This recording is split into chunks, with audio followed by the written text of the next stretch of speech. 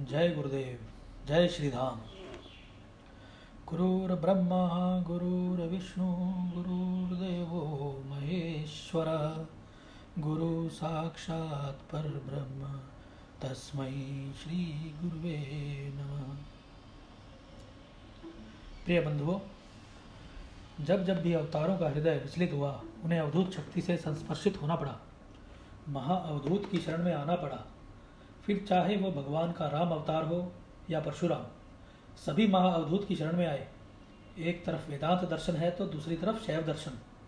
इन दोनों के बीच एक और अध्यात्म की श्रृंखला है।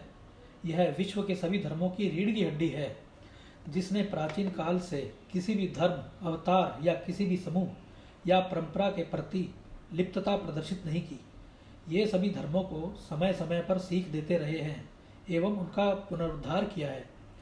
वह है योग मार्ग। अवतार एक विशेष कार्य के लिए शक्ति से संपुट होते हैं। जैसे राम रावण वध हेतु आए और अपना कार्य पूर्ण कर चले गए। कृष्ण अपनी कला दिखाकर प्रस्थान कर गए। कृष्ण द्वापर से बंधे हैं और राम त्रेता से, और उनकी प्रसंगता भी काल के अधीन होती है। आखिर कौन सी शक्ति धर्म, समाज, अवतार, ग्रंथ, परंपराओं, मान्यताओं को अप्रसंगत होने पर नष्ट कर देती है? वह ताकत ही महाअवधूत शक्ति कहलाती है। महाअवधूत के रूप में भगवान श्री दत्तात्रेय का पूजन होता है। महाअवधूत वही है जिसे पहचाना ना जा सके, जिसके स्थान की कोई जानकारी ना हो, जो पहुंच से परे हो। अगर इनमें से एक भी क्रिया हो गई तो महाअवधूत भी अप्रासंगिक हो जाएंगे। भगवान श्री दत्तात्रेय की पूजा भी बहुत विलक्षण है। बिना किसी तामझाम के, बिना किसी दिशा और काल ज्ञान के, उनका नाम लेकर कहीं भी धूल की चुटकी उड़ा दो, फूल रख दो, दीप जला दो, बस पूजन ग्रहण कर लेंगे, क्योंकि वह महाअवधूत हैं। उनका रूप समझ पाना किसी के बस का नहीं है। महाअवधूत तत्व सर्वज्ञ है। कालांतर इन्हीं द्वारा दीक्षित महामानवों ने नाथों के रूप में पहचान बनाई। हनुमान जी ने कानों में कुंडल पहन लिए। सभी आर्य अवतारों ने कानों में कुंडल पहन लिए। इसका सीधा सा अर्थ है कि सभी देव महाअवधूत शक्ति से संस्पर्शित हुए हैं।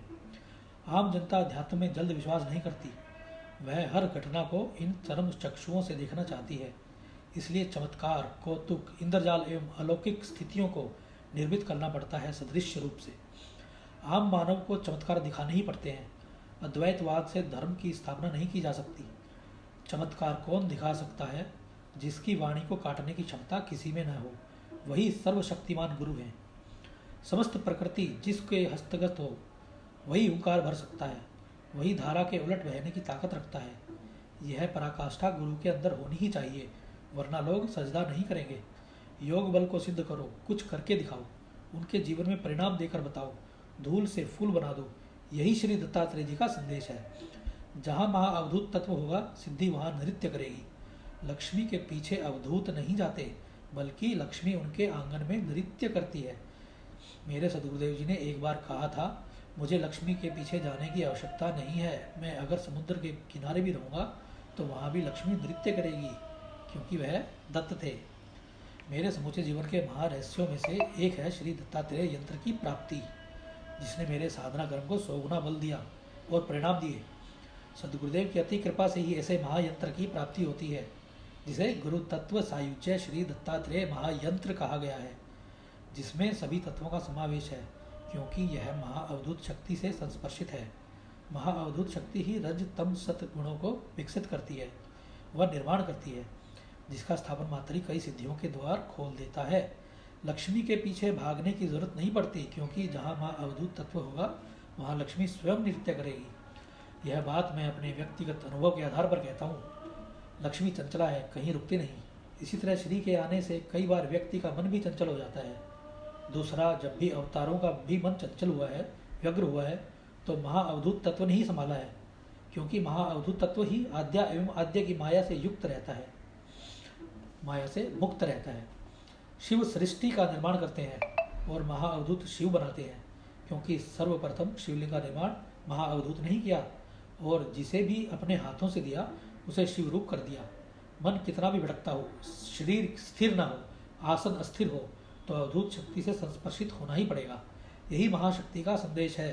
साधना में मन न लग रहा हो या उचित परिणाम नहीं मिल पा रहे हो, मन हर वक्त परेशान रहता हो, दिल किसी कार्य में जमता न हो, घर में खुशी रूठ सी गई हो, आनंद मन से रुखसत हो गया हो, या आप आनंद से दूर हो गए हो, कुंडलिनी अवरुद्ध हो गई हो या रुक गई हो, तो मेरे अनुभव में महाअवधूत शक्ति से संस्पर्शित रिद्धि सिद्धि महाअवधूत माला धारण करना सबसे उत्तम उपाय है।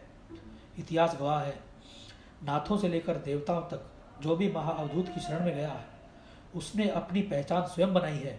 सिद्ध मंडल से जुड़ा होने के नाते यह दो दुर्लभ सामग्रियों से परिचित करना अपना कर्तव्य समझा, इसलिए आपको मैंने बताया। इसके अलावा मेरा व्यक्तिगत अनुभव रहा है कि सामग्री के अभाव में अगर साधना नहीं कर पा रहे हो तो यह महायंत्र इस अभाव को मिटा देता है, क्योंकि आप महाअवधूत की शरण में होते हैं। इसकी पूजा में न किसी आडंबर की जरूरत है न तामझाम की। उल्टा पड़ा हो या सीधा, यह सर्वदा दोषमुक्त रहता है एवं साधक को दोषमुक्त रखता है। जेब में हो पर्स में हो, यह महायंत्र अपना कार्य करता रहता है। यह बहुत मेहनत से कम समय होने के कारण बहुत ही कम मात्रा में तैयार हो पाए हैं। ये क्रियाएं बार बार नहीं होती, इसे एक मुक्त भाव पर जाकर ही सिद्ध किया जाता है। इसलिए मेरी साधकों को सलाह है कि इस तरह का महायंत्र अपने गुरु से प्राप्त करें या फिर हमें व्हाट्सएप करें। आप हमसे भी इसको मंगा सकते हैं। व्हाट्सएप नंबर स्क्रीन पे आपको नज़र आ ही रहा होगा। तो समय व्यर्थ ना करें और अपने साधना मार्ग को इस दिव्य महायंत्र और महाअवधूत माला की सहायता से अपनी साधना मार्ग को आगे बढ़ाएं। जय गुरुदेव, जय श्री राम। हमारे चैनल को लाइक करें, सब्सक्राइब करें और बेल आइकन को दबाएं। जय गुरुदेव, जय श्री राम।